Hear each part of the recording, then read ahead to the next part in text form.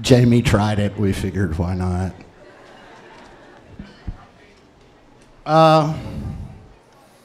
So Karen Lou, bless her heart, invited me to come speak at this thing. And my passion project is this website called The Bitter Southerner. I'm not going to show you any more slides. It's kind of a little conglomeration of media that has a single mission, which is to tell people stories about the genuine South, which means not the version of the South you typically get.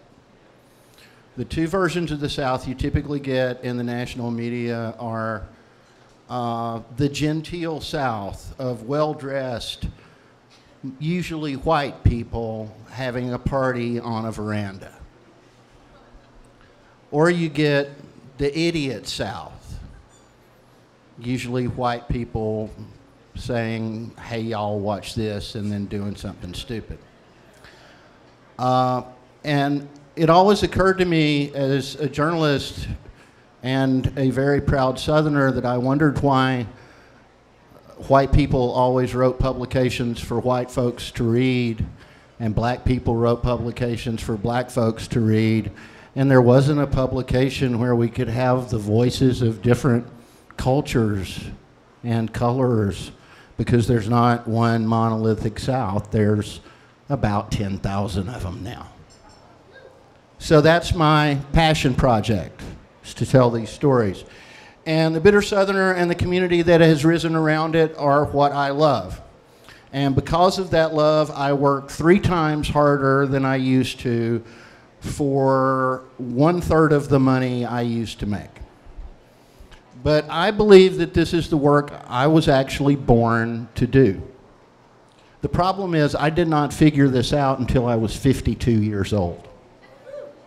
And what I want to tell you tonight is a story about how simple it is to find yourself steered away from the work you were born to do. For 8 years after college, I actually worked as a journalist, just as I do today. Then one day in 1991, a few months after I'd written a story about a mountain man named Zell Miller, and a few months after that same man was inaugurated as Georgia's governor, I got a phone call. A very pleasant woman asked me, would you mind holding for the governor? Well, yes, ma'am, of course I'll hold.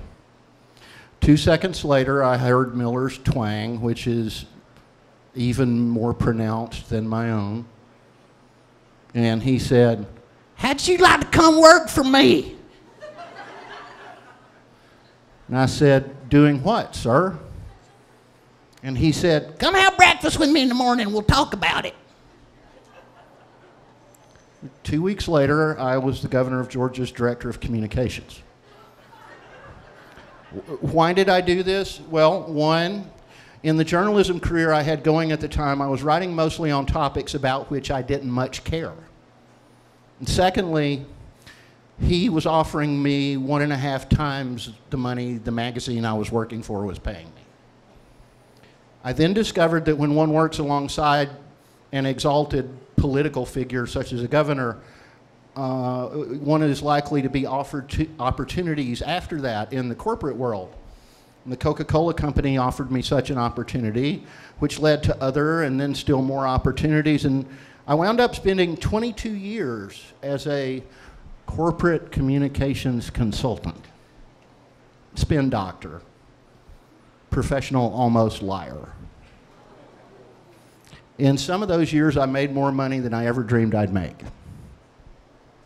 But it was never enough, because I knew I had not spent those 22 years doing the work that I felt like I was born to do. Not everyone figures out what he or she is born to do. But if you feel deep inside that you truly know the work you were born to do, I have one piece of advice: do that work. Grab hold of it like a dachshund with a fucking chew toy. Do not let go, do not be distracted, but always remember this.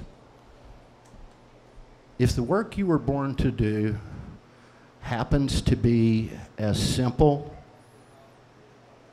as working a straight job and providing for and raising and loving your family, then be just as proud of that.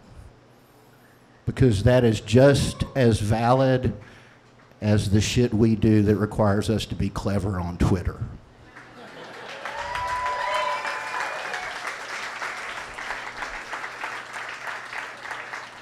Because really, here's what I've learned now at age 54. Your passion project shouldn't just be a project. It should be your life. Thanks.